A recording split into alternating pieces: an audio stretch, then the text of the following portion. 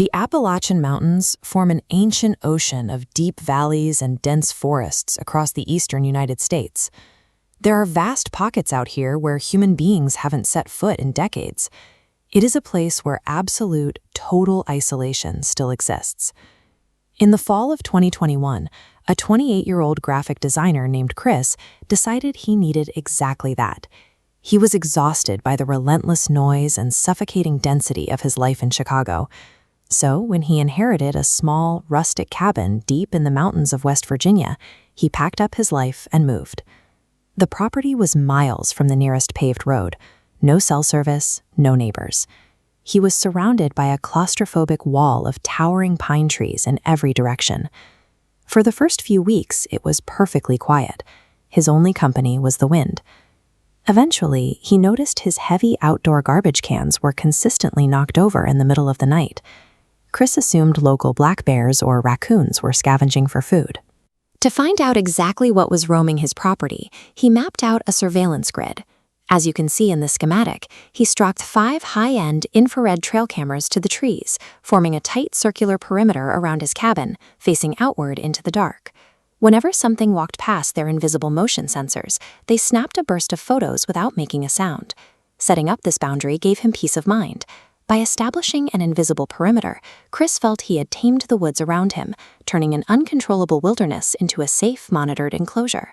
For the first week, the cameras captured exactly what he expected: a coyote, a few passing deer, and the fat raccoon responsible for the trash cans. His assumptions were validated. On his 14th morning at the cabin, Chris pulled the memory card from the camera strapped to an oak tree 50 yards deep into the tree line. As he clicked through the empty frames, he hit a photo timestamped at 3:14 a.m. Standing dead center in the pitch-black woods was an unnaturally tall, incredibly thin man. He wore an oversized yellow raincoat with the hood pulled up over his head. The man's posture was rigid.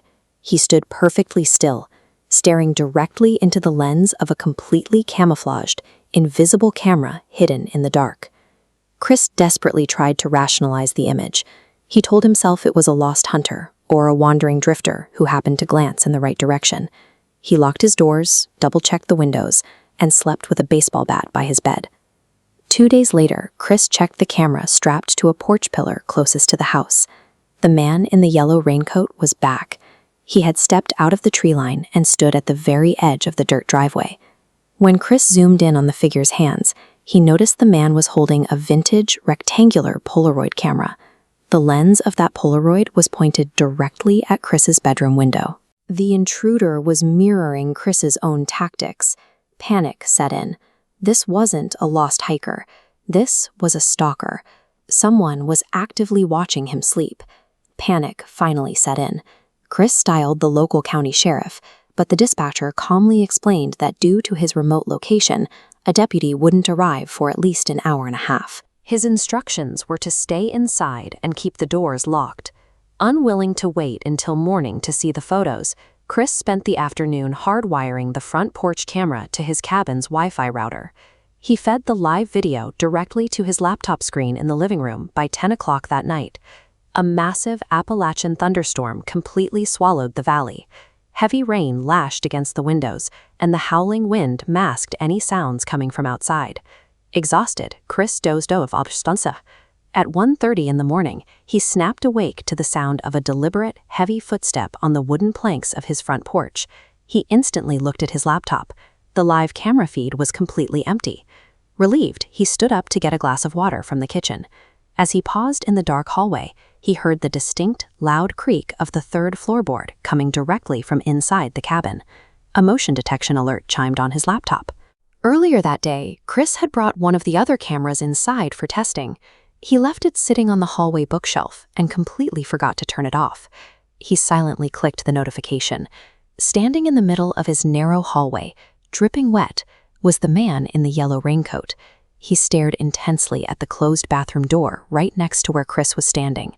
Chris threw himself backward into the dark kitchen pantry, pulling the heavy door shut and locking it from the inside. He held his breath as slow, heavy footsteps walked into the kitchen and stopped right on the other side of the wood. The silence broke with a mechanical whirring sound, followed by a sharp click.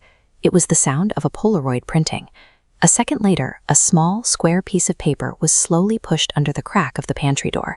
Every lock Chris installed was designed to keep a threat out. Sitting in the dark of that pantry, he was left with the reality that the predator was already sharing his oxygen. Chris stayed huddled in that dark pantry for 3 agonizing hours.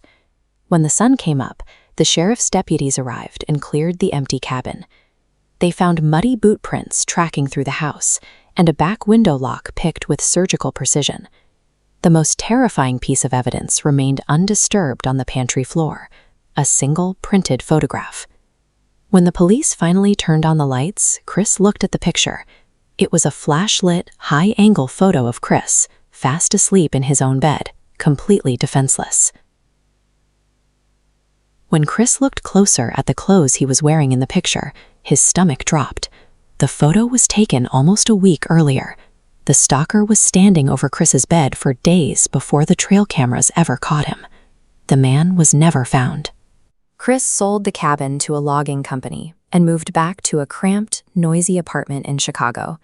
Even now, surrounded by millions of people, he sometimes lies awake on rainy nights, listening for the faint, mechanical whir of a camera in the dark.